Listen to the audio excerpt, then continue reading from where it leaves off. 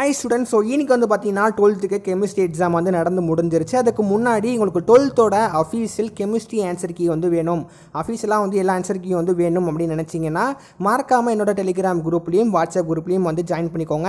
Within ஒரு 5 minutes R வந்து 10 minutesக்குள்ளே நான் வந்து அஃபீஷியல் ஆன்சர் கீ கெமிஸ்ட்ரிக்கு நான் வந்து போஸ்ட் பண்ண போகிறேன்.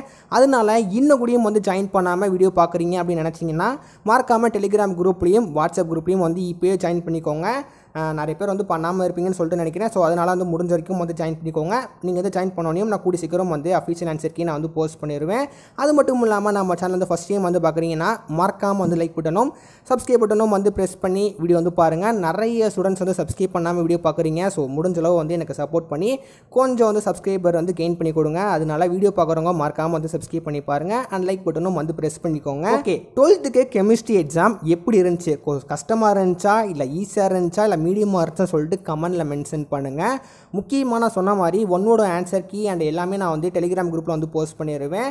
உங்களுக்கு ஒன்னோட பொறுத்த வரைக்கும் எத்தனை ஒன்னோட வந்து கரெக்டுன்னு சொல்லிட்டு அதுவுமே மென்ஷன் பண்ணுங்கள். ஒன்னோட பொறுத்த வரைக்கும் நான் டு பி ஃபேட் நான் வந்து உண்மையாக சொல்கிறேன். கொஞ்சம் இன்சைட் வந்து கேட்டிருந்தாங்க. இதை நம்ம வந்து ஒன்றுமே வந்து பண்ண முடியாது. ஏன்னா கெமிஸ்ட்ரி ஆகட்டும், அப்புறம் வந்து ஃபிசிக்ஸு, பயாலஜி, முக்கியமாக மேத்ஸு, ஸோ அது எல்லாமே வந்து புக் பேக் மட்டும்தான் வந்து கேட்பாங்கன்னு சொல்லிட்டு நம்ம வந்து எதுவுமே கேரண்டி வந்து கொடுக்க முடியாது. ஏன்னா அது ஃபுல்லாகவே வந்து கொஞ்சம் ஓனாக வந்து படிக்கிற சப்ஜெக்டாக இருந்தாலும் ஸோ நம்மளுக்கு எப்பயும் போல் கன்ஃபார்மாக இன்சைட் வந்து வரும்னு சொல்லிட்டு வந்து தெரியும். இருந்தாலும் வந்து கொஞ்சம் கஷ்டமாக புக் இன்சைடும் வந்து கேட்டிருந்தாங்க.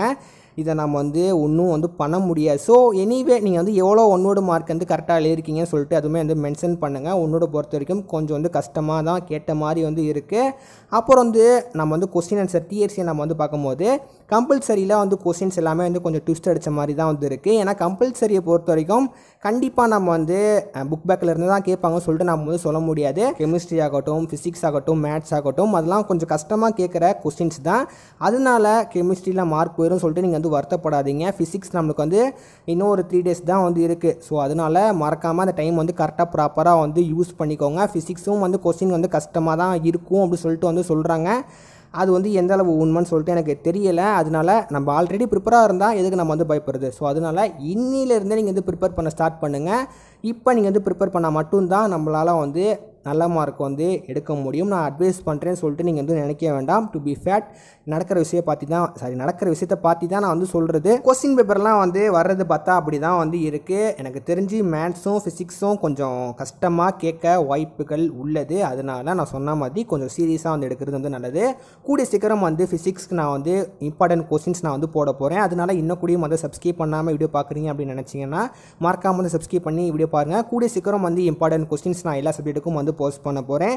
இந்த வீடியோ கண்டிப்பாக ஸ்டூடெண்ட்ஸுக்கும் வந்து யூஸ்ஃபுல்லாக இருந்திருக்கும் அண்ட் யூஸ்ஃபுல்லாக இருந்திருக்கும் அப்படி சொல்லிட்டு நான் வந்து நம்புகிறேன். ஸோ இருந்துச்சுன்னா இதுக்கு ஒரு மறக்காமல் வந்து லைக் பண்ணிக்கோங்க. அண்ட் இந்த மாதிரி வந்து பப்ளிக் எக்ஸாம்ஸ் நியூஸ் அப்புறம் வந்து இம்பார்ட்டன்ட் கொஸ்டின் பேப்பர் எல்லாமே தெரிஞ்சுக்கணும் அப்படின்னு நினச்சிங்கன்னா மறக்காமல் வந்து லைக் பண்ணி அண்ட் சப்ஸ்கிரைப் பண்ணிக்கோங்க. ஸோ மறக்காமல் பண்ணிடுங்க.